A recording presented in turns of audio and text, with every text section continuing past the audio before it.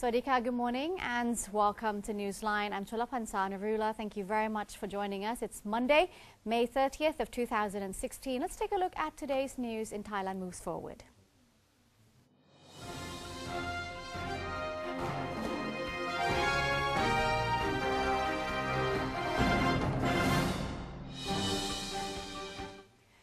The United Nations Office of the High Commissioner for Human Rights has complimented the Kingdom of Thailand after the latter passed legislation to protect human rights.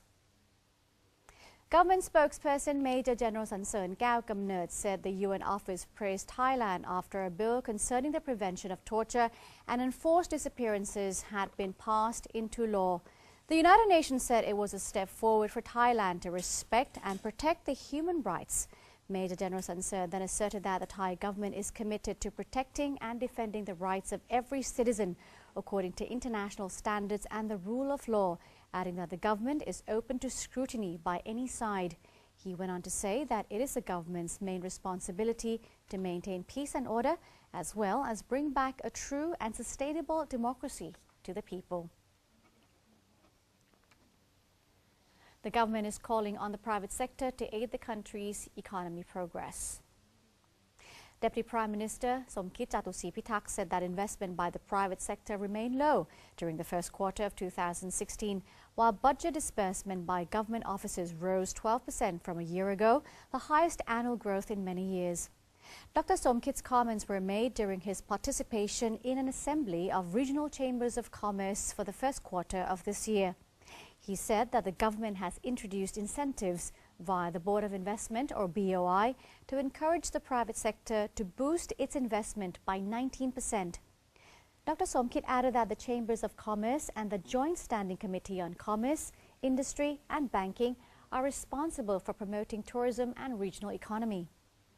The Deputy Prime Minister went on to say that the government is now providing support for startups in accordance with the Thailand 4.0 policy, by inviting local and overseas interest to invest in innovative developments, a scheme which is expected to draw as much as 500 billion baht in investment over the next 4 to 5 years.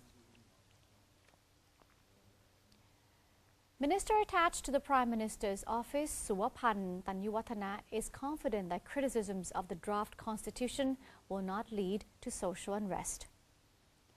Mr. Suwapan said the country is headed in the right direction and the nationwide public referendum is very near, adding that it is the government's duty to coordinate the work and the efforts of all responsible agencies in order to ensure the smooth social transition of Thailand. As for criticisms of the new charter, the minister said that so far, such critics have been expressing their opinions within the legal framework, which helps to prevent social divides and political conflicts. He thanked the critics for respecting the Referendum Act while urging ill-intentioned people to avoid breaking the law or risk facing legal action. Mr. Suwapan believes the upcoming public referendum set to take place on August 7th will go according to plan. Lastly, he expressed his concerns about possible attempts to distort information presented to members of the public. The chairman of the Constitution Drafting Commission of CDC has brushed aside rumours that the additional question in the referendum will allow the National Council for Peace and Order, or NCPO, to extend its term in office.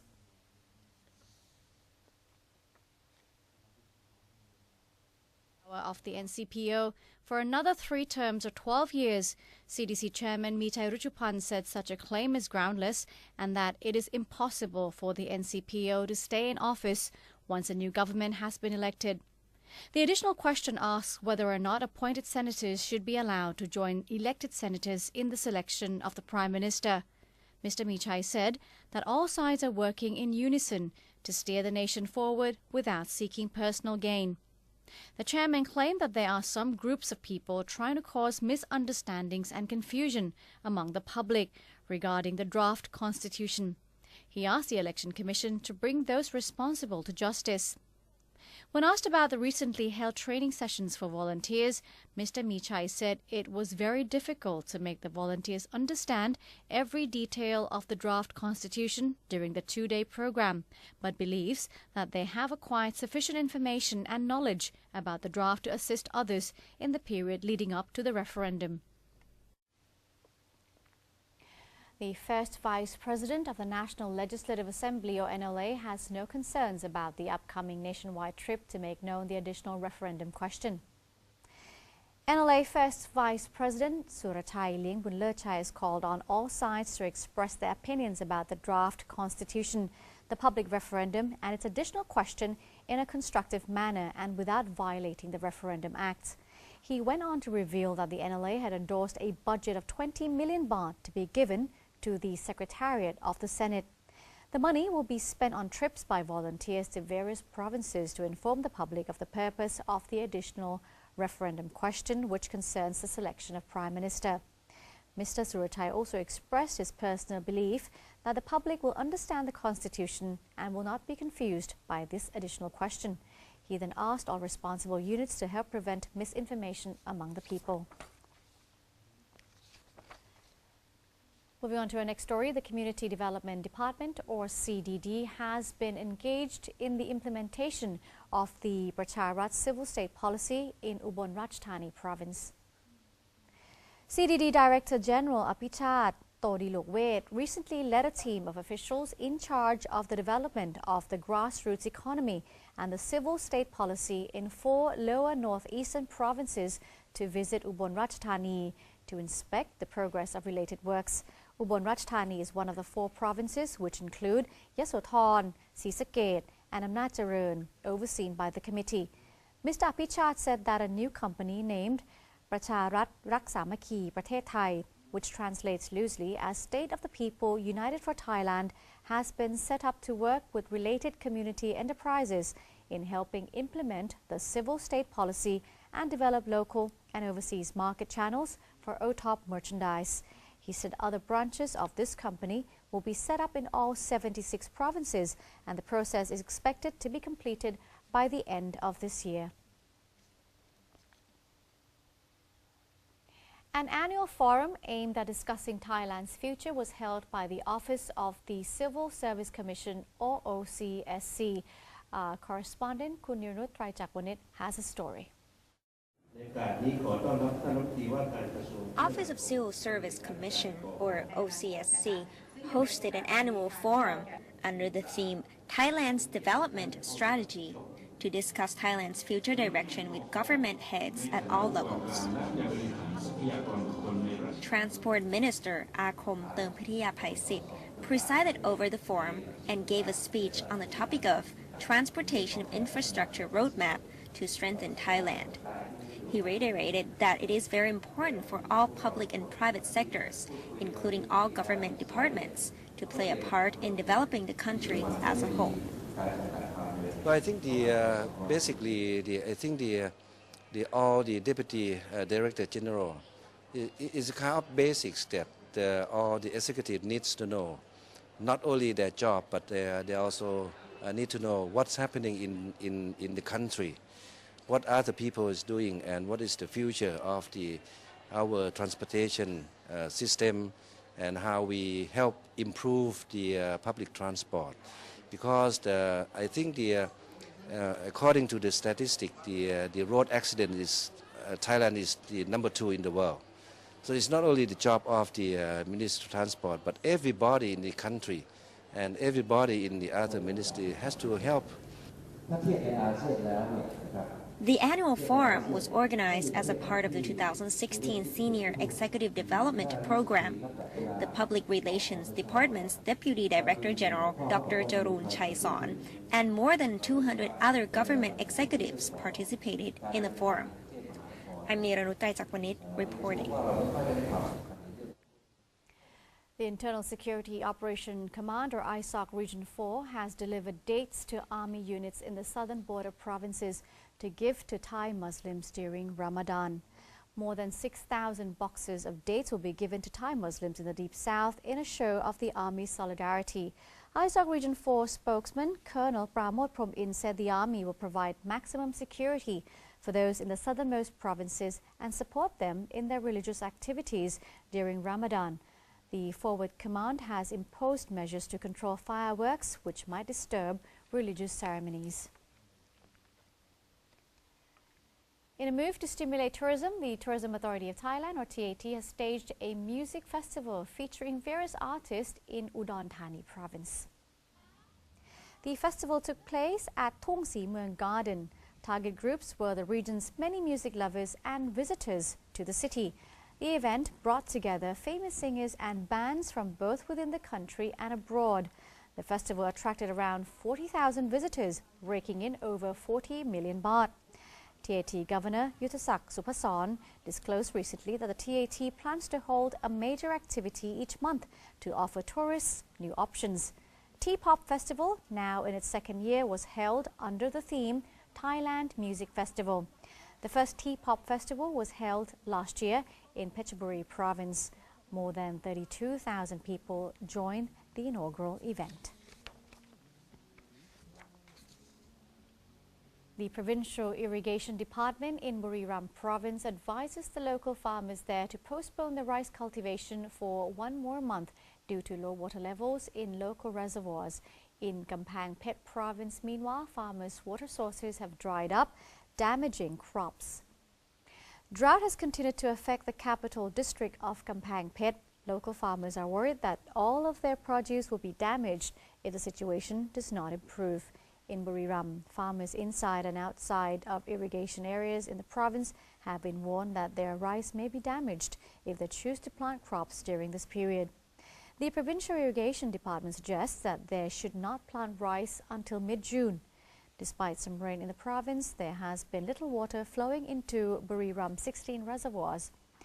In Surin province, certificates have been given to farmers who participated in a training course to increase agricultural production. They learn how to adjust their cultivation to suit the weather and market demands. And that's it for Thailand Moves Forward. And Newsline would like to congratulate a Thai female golfer, Arya Juttanukan, who won her third consecutive LPGA championship in Ann Arbor, USA. She became the first woman to win 3 LPGA tours in a row since 2013. And coming up next, we have ASEAN News for you. The Public Relations Department promotes the development of creative media at the Asia Media Summit 2016. But first, here's a look at the exchange rates and commodity prices. Stay with us right here on Newsline.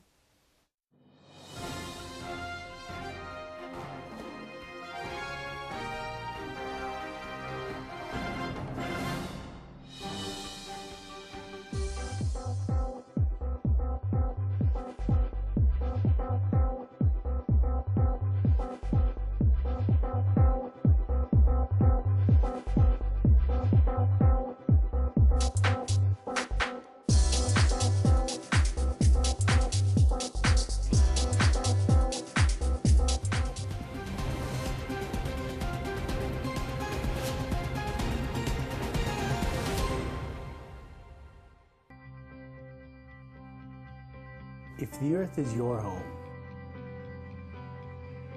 the ocean is theirs as well.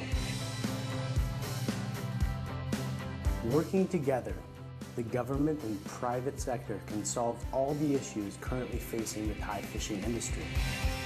From legitimizing fishing operations to helping out our fellow fishermen and collaborating with international parties.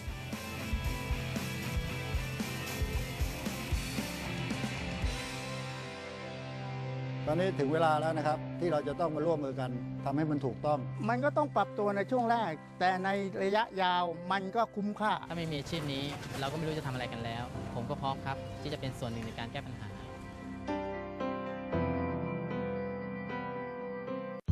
Pad Thai, created from Thai wisdom, used to be served on banana leaf, and the banana tree is used for practicing Muay Thai. Muay Thai was trained in the temples, which can be found on the mountains, in the caves, or on the water, everywhere, just like Pad Thai. There are thousands of other stories to discover. Discover your amazing stories in amazing Thailand.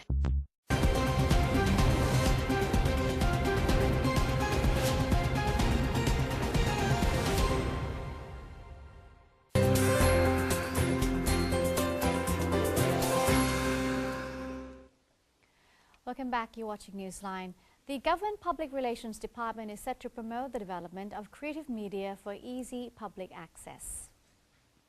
PRD Deputy Director General Jarun Chayasorn has led a Thai delegation to attend the Asia Media Summit 2016, which took place from May 24 till the 26th in South Korea's Incheon city.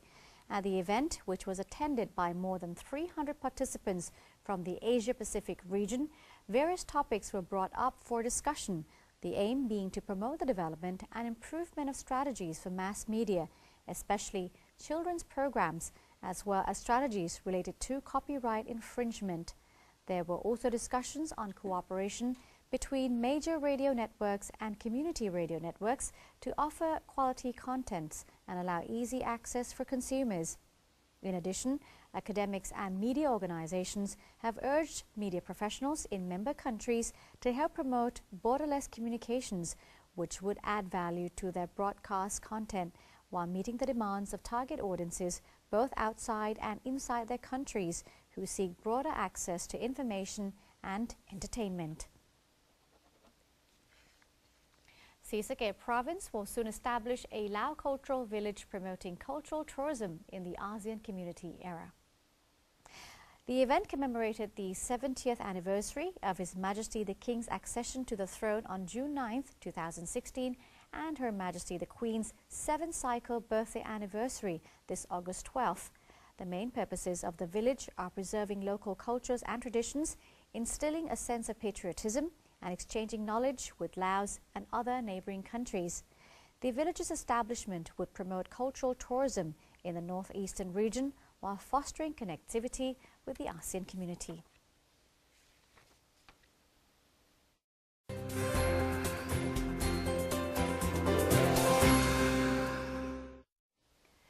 In other global news, the Iraqi army kept up pressure on the Islamic State stronghold of Fallujah, 50 kilometers west of Baghdad, but kept short of a full attack on the city to give civilians time to flee.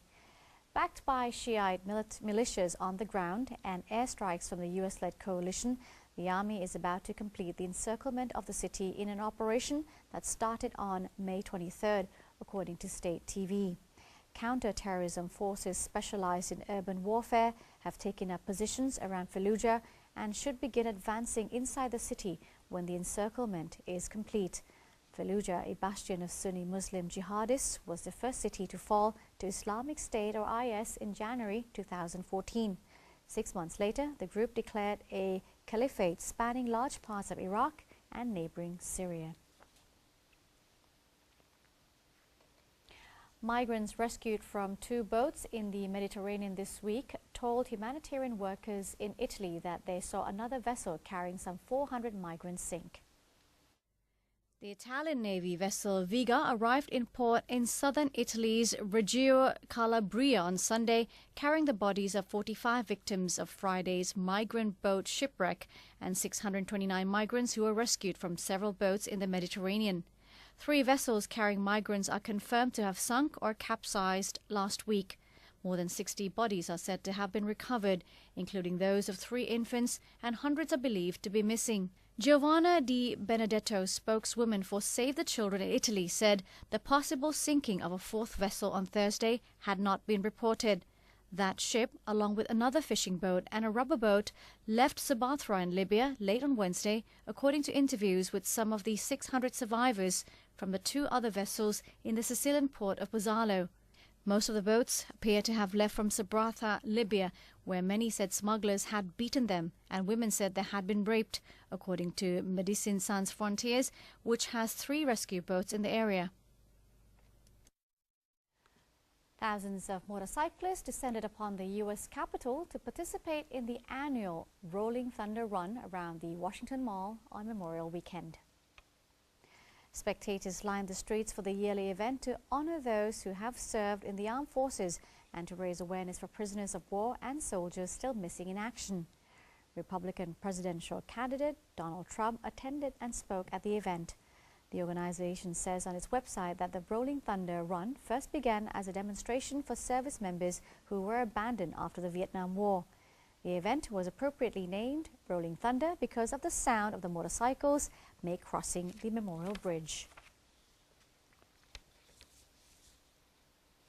Pope Francis awarded medals to American actors Richard Gere and George Clooney and actress Salma Hayek at an event held at the Vatican to promote the work of a foundation inspired by the Pontiff Scholas Occurrentes.